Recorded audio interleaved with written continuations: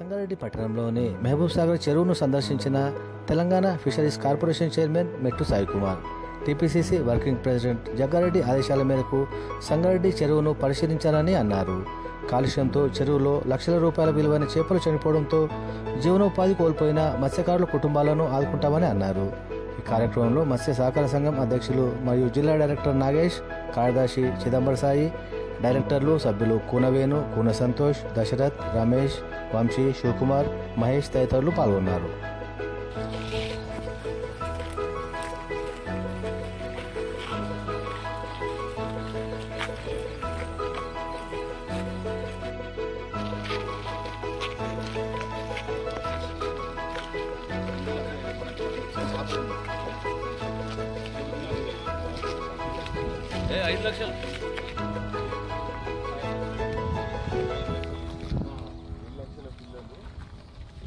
రెగ్యులర్గా పడుతురు తీసుకురు. ఇది స్టార్ట్ అయిన నుంచి మొత్తం జీవనోపాధి ఆడదు.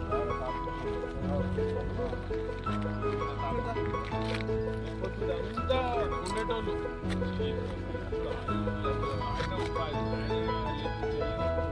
పరిస్థితి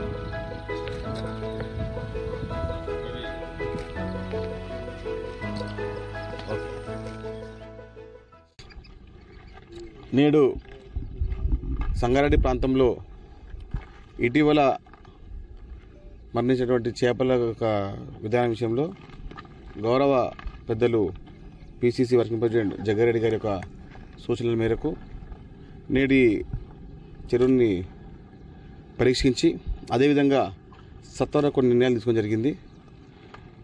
ఫిషర్మెన్ కోఆపరేటివ్ సొసైటీ సంగారెడ్డి వారి అధ్యక్షులు, కార్యదర్శులు, అదేవిధంగా సహకార సంఘాల డైరెక్టర్తో పాటు స్థానిక కౌన్సిలర్లు సంతోష్ గారు, అదేవిధంగా రాజు గారు, ముఖ్యంగా మీరు చూడవచ్చు గత 9 సంవత్సరాలుగా చెరువులపైన, కుంటలపైన ఎలాంటి అభివృద్ధి లేకుండా తద్వారా ఇబ్బంది పడినటువంటి మత్స్యకారులకు చేదరవాడ ఉండాలని నిర్ణయంతో ముఖ్యమంత్రి రేవంత్ రెడ్డి గారు, అదేవిధంగా సంగారెడ్డి మాజీ శాసనసభ్యులు పెద్దలు జగ్గారెడ్డి గారి సూచనల మేరకు నేడు ఈ 450 ఎకరాల విస్తీర్ణంలో ఉన్నటువంటి చెరువుకి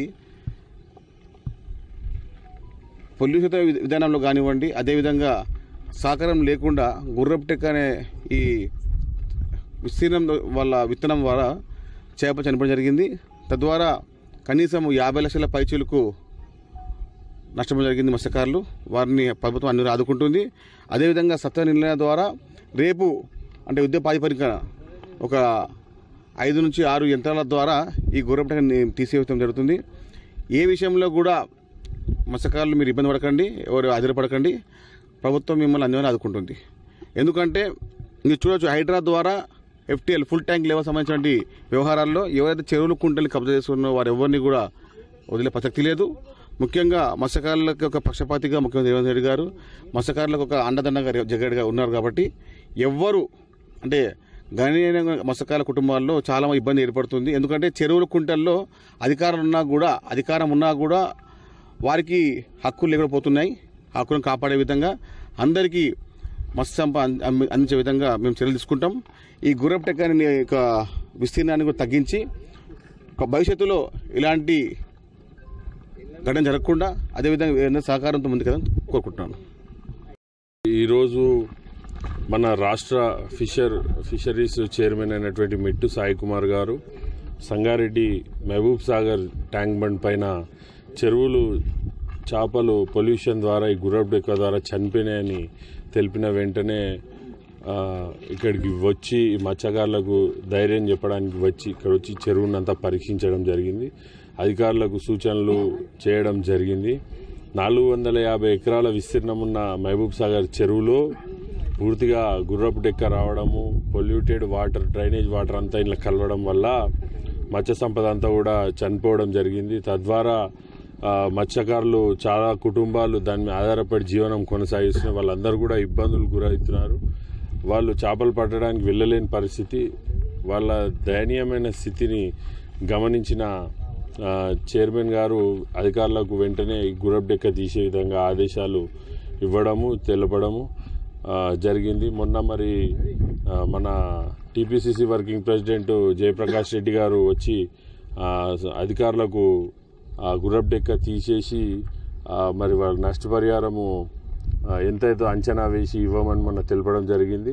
వారి ఆదేశాల మేరకే మెట్టు సాయి గారు కూడా చైర్మన్ గారు సంగారెడ్డి రావడం జరిగింది. మేము సంగారెడ్డి ఫిషర్మెన్ డెవలప్మెంట్ సొసైటీ మా మత్స్య సహకార సంఘం సంగారెడ్డి ద్వారా రాష్ట్ర చైర్మన్ గారికి ఒకటే విన్నపము.